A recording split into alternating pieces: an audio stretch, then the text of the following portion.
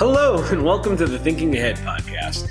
My name is Ronaldo Stevens, and I'm your host on this journey to find out more and discover the truth about careers, college, and finance.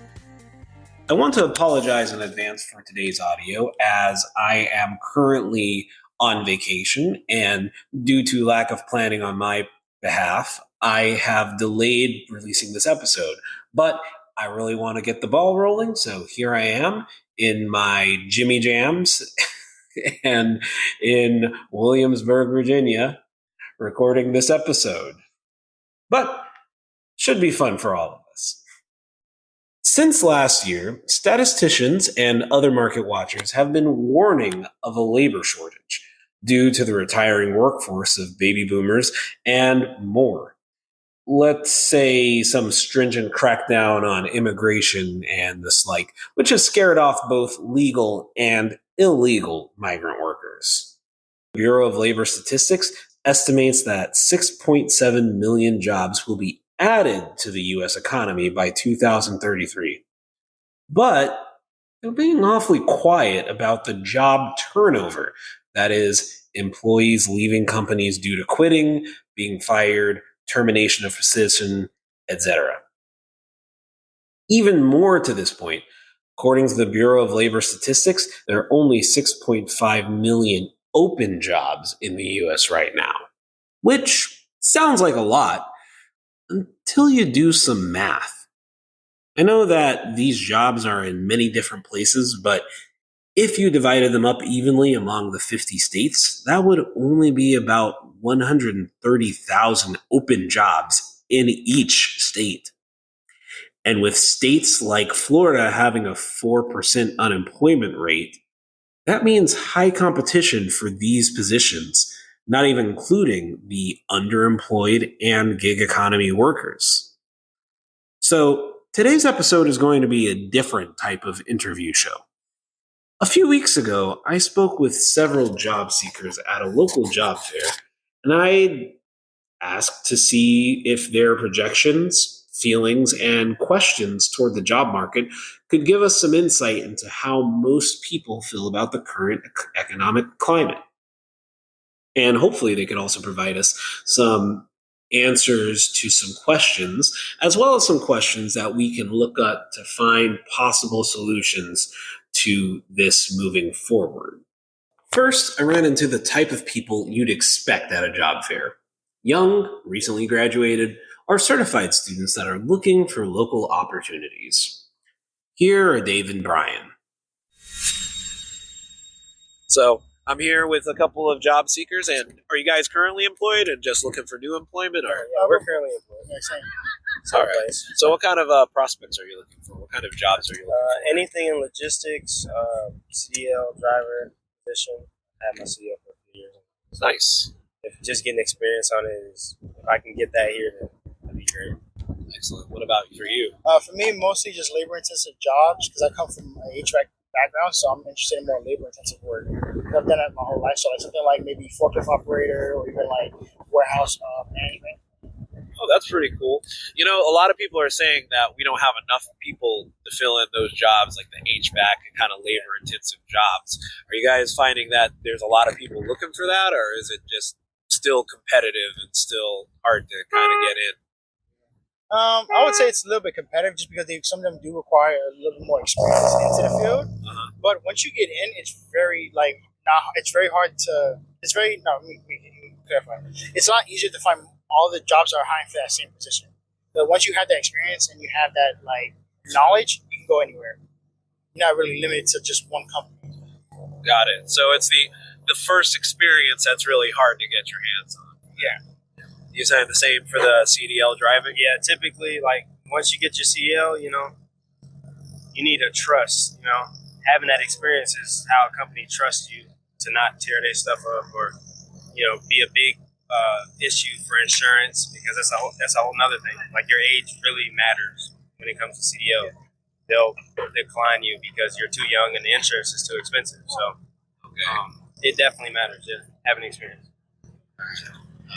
And how do you guys feel about the prospects in St. Lucie County and Treasure Coast? Do you feel like they're plenty of jobs to go around, or is it becoming more competitive as the county grows? I think it's definitely more competitive. A lot of people down south are moving up north, so there's definitely more people here, and more people means more people need jobs. So it is a lot harder to find jobs, especially doing, like you say, just like ground level things, because there's a lot of people who can do, just ground level regular things.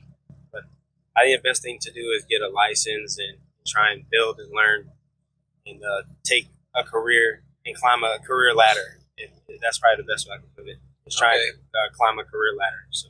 Yeah, I have the same feeling because coming from me, because the fact that I have more experience than most people, I have better chances to get the job compared to others that maybe are trying to get into the field or even just starting off first time, like you just got to school or something like that. Right. That's cool. And do you guys feel like your schooling or your past experiences have helped you get pretty good so far, or get well so far? I would agree. Because if I didn't have it right now, I probably wouldn't be with the skill sets I wouldn't have acquired the skill sets that I have now.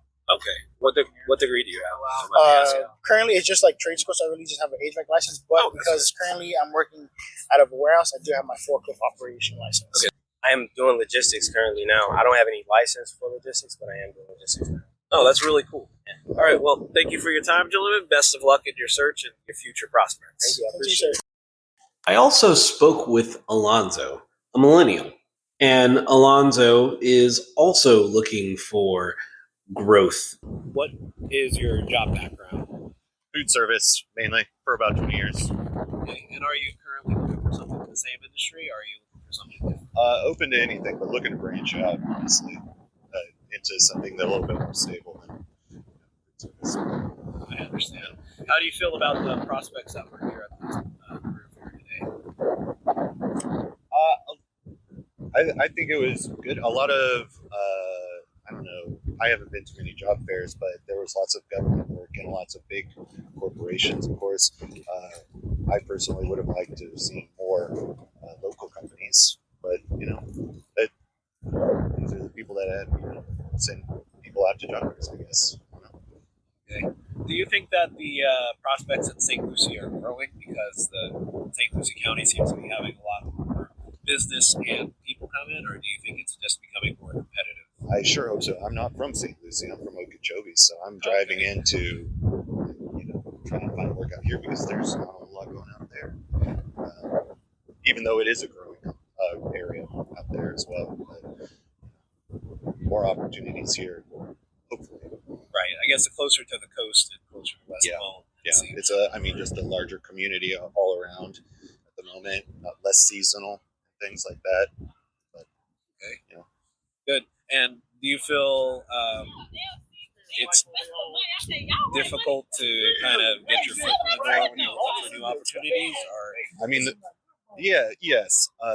The reason I'm here is because I have been, online applications, and that whole process of sending in applications through Indeed or Monster.com and things is kind of like demoralizing for me, especially because you send out dozens, or however many. I set a goal for myself at 1.5 applications a day, and I'd see robot responses, if any, from some of them, and so it was like, wow, I just want to talk to someone, and that's why I came here, because the job market, whether it is, there are jobs to go around or not, or it's just flooded with applicants and things, and I'm getting overlooked. It's hard to say because I'm getting no responses through my own application. So hopefully, talking to people make a difference and everything. Yeah, well, hopefully, again, I'm the same way. I like face-to-face opportunities, face-to-face experiences with people. Well, hopefully these do work out for you. Good luck in your prospects. Hey, thanks for your time. Yeah, have a good one. You too. As much as people talk about cities not being important and draining resources instead of making them, the job markets in America and even throughout the world use urban centers as a focal point, not only as a transfer of goods, but to offer services to people and other businesses.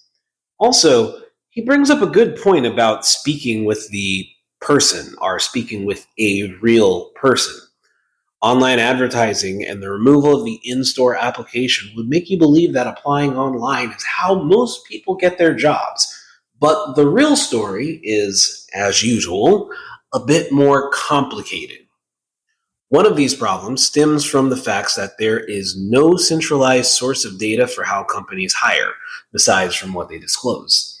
Online sites like Indeed, Monster, and LinkedIn can track how many applicants there are for a job, but companies don't have to disclose who or how they hire. According to a research done by a Glassdoor survey, we saw that about 60% of applications come from applying online, while the other 40% is a mixture of recruiter referral and in-person traffic.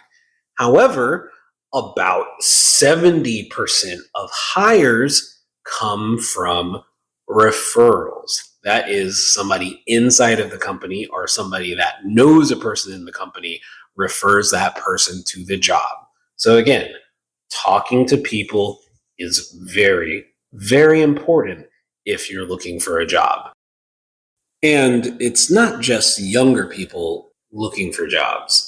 Gen Xers and people over 50 are looking for jobs and career changes as well. Here's Rutherford, an Army veteran. Feel pretty good. I mean, talk to people here and there. And, they took my resume and, I'm going to look over it, pass it on to those who are looking, go from there. Excellent. Do you think that there are plenty of job opportunities around, or does it seem a little bit competitive?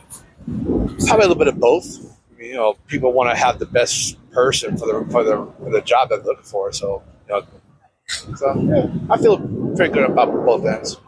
Okay. And what is your background with your career? Hospitality. Restaurant. Right. And if I may assume that you are a veteran and Yes. that you've been probably out of the service for a little bit.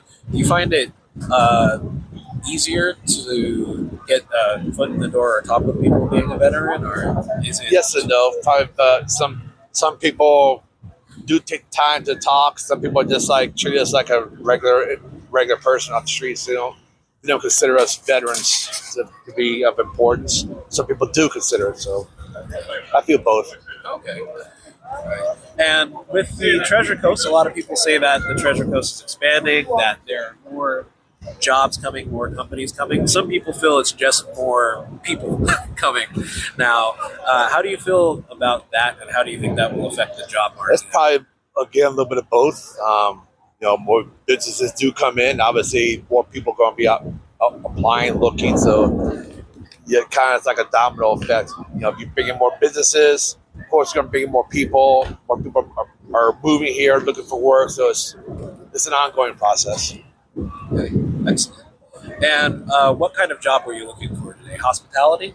Anything. I've been out of work for about a month and a half, so I might not just need anything. Right. I understand. It is tough out there, and best of luck in your search. And of course, thank you for your service to our Appreciate it. country. Thank you.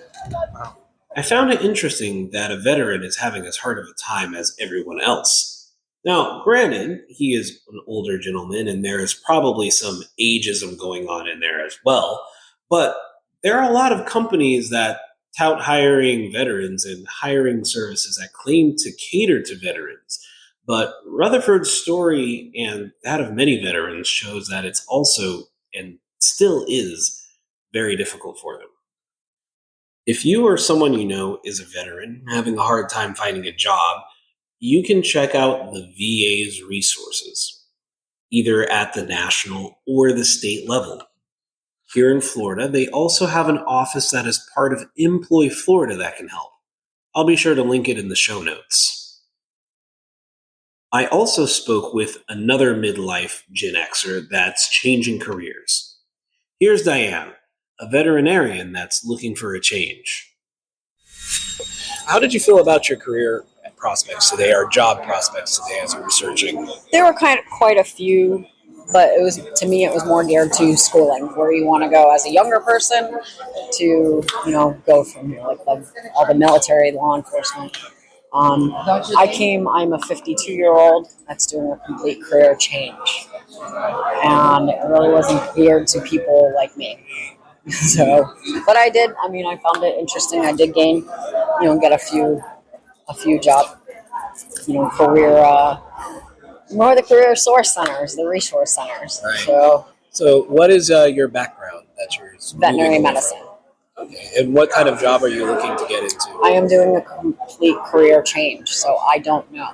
Oh, I'm like a lot of people here that I have met today that are same age as me that can't do their career anymore, or changing their complete career. Don't know where we're going, but we have experience in different levels, like people experience, things like that would help us change our job, change our career. right. So, A lot of the soft skills, as they like to say these days. my soft skills, yes, definitely can change over to almost everything here. But my education and career path that I chose was totally different. So nothing in my career, but we'll see. I have plenty of, different groups and options to look at.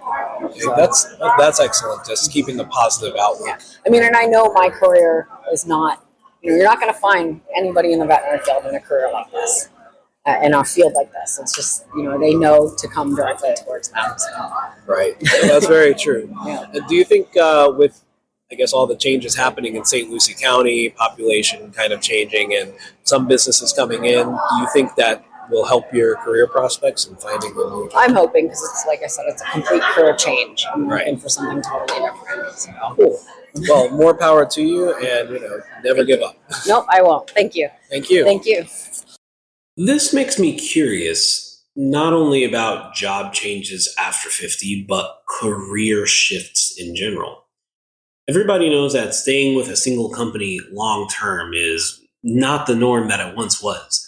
But shifting to a whole new field requires something extra that I feel falls under one of the 3 B's: boredom, burnout, or the boot. I plan to do an episode that goes into more details into these reasons. In the meantime, for those of you over 50, Forbes has a handy list of things that you can do to prepare yourself for a job or career shift.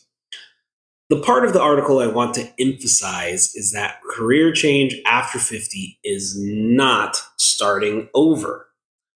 You've already built and developed many skills that you can carry over to new fields, including your well-earned self-awareness. Use it. Lean into your strengths and your likes, and most importantly, don't give up. Keep pursuing your goals. Next, I happened to run into a few people that were not looking for a full-time job, but instead were looking for extra income. Here's Marie. I feel positive about my job prospects because a lot of them offer part-time solutions, which is what I'm currently looking for. And what field or career path are you looking for part-time? Well, I'm in the insurance industry, so I have my 214 and 215 license for health and life and annuity, but I also have an associate degree in business, and I'm just looking something part-time to supplement my income. That's what I'm looking for. Okay, Yeah. so you didn't come here looking for a complete career change or replacement, just something to help you get a little more ahead in life. Yes, that is correct. Okay. And do you feel that because St. Lucie County has grown a lot, there's a lot of people coming into St. Lucie County, and also a lot of businesses. Do you think that has made competition for jobs, even part-time jobs, a little bit more difficult? Well, no, but I'm actually a new person coming into St. Lucie County. I'm just here like 6 months since I've been here, and I really don't know much about the county. I'm just, learning as I go along. So, And this is Christian, who's in a similar situation. Just some questions to you as a job seeker. How did you feel about your prospects or the opportunities at this career fair for you? There was a fair amount of opportunities, to be honest. It was real versatile. It was my first job fair, and yeah, for my experience, I liked it. I liked the different, options that they had and everything. So Right. Do you think because this was your first time, do you think that they kind of laid down a lot of like information, or was it a bit overwhelming, or was it just exactly what you needed at this time? Yeah, that's what I needed. Right? I wasn't overwhelming at all. I mean, all the vendors, they allowed you to pretty much look at what they have going on, and they help you develop your own questions with whatever they have to offer. So yeah. And what was your background before coming into the job fair? Are you like a new graduate? Are you in school right now? Or More like I do sales, so I'm a broker. So I do health and life insurance. okay, cool. So yeah, pretty much sales is my thing. All right, so you were looking for another sales position, maybe higher up, or kind of sideways shifts? Yeah, another one would have been nice. I was really just looking for like a second job, to be honest. Okay. Something on my free time that I could pick up, something like per diem, along those lines. There was a company here that did or that do what I do, but it just wasn't what I was looking for, that particular one. Right. That makes sense. Yeah, so you're looking for something more to supplement what you're already doing than to really replace it. Exactly. Something I can do in the background. Okay. And there's options. So yeah, I enjoy it. The gig economy is no stranger to any of us. Door Dashers, Uber or Lyft drivers, Amazon package delivery. There are a plethora of people out there making these freelance or part-time, quote-unquote, gigs into their full-time profession. But there are even more that do gig jobs just to help supplement their income, reach certain goals, or, at the very least, not fall behind in rent. Gigs have always been around, but thanks to the now near universal use of the smartphone and the decline of pay-to-play want ads in newspaper, this type of work is more accessible than ever. About 9 million Americans hold multiple jobs. One of the key factors in this is simply the rising cost of living compared to the stagnant cost of per person wages. Keep in mind that household wages hides the fact that we've shifted from a single earner's income household to double income households with full-time and part-time spouses to now 2 full-time incomes that are needed to support the households.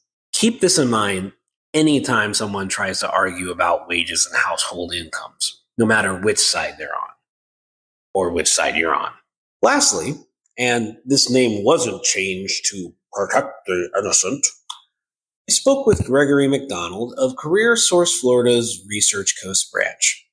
The useful website and guide, Career Source works with employers and job seekers to help them find each other, maybe like a match made in heaven.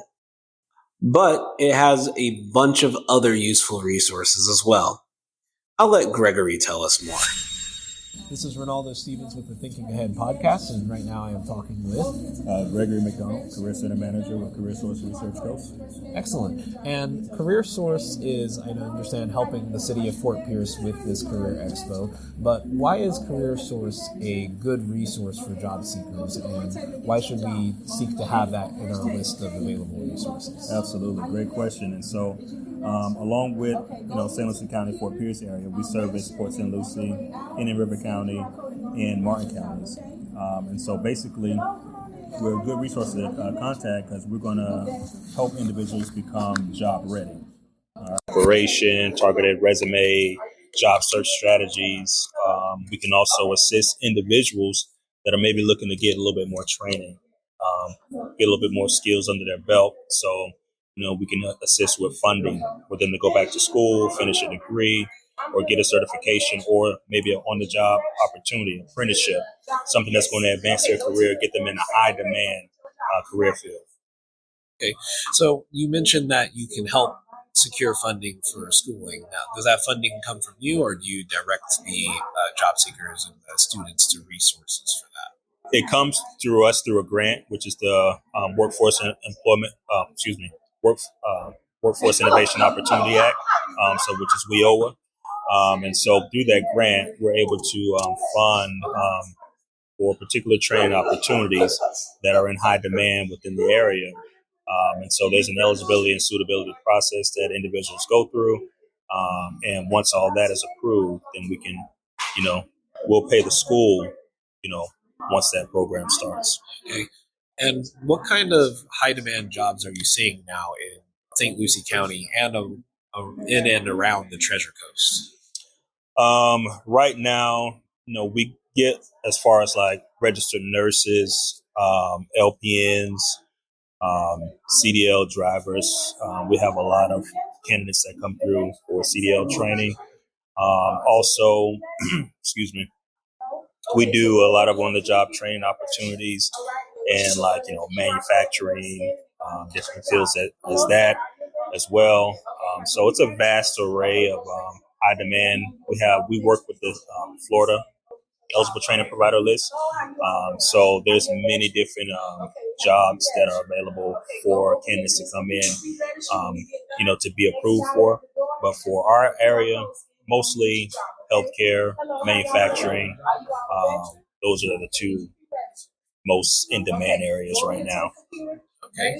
And where can listeners find more information about CareerSource? They can visit us online at www.careersourcerc.com. That's our direct website. They can learn about us there, about our local area, about the services that we provide. We also provide one-on-one assistance, so we can do that live in person, or we can do that by appointment, in a virtual atmosphere. Awesome. Mm-hmm. Thank you for your time. Thank you so much.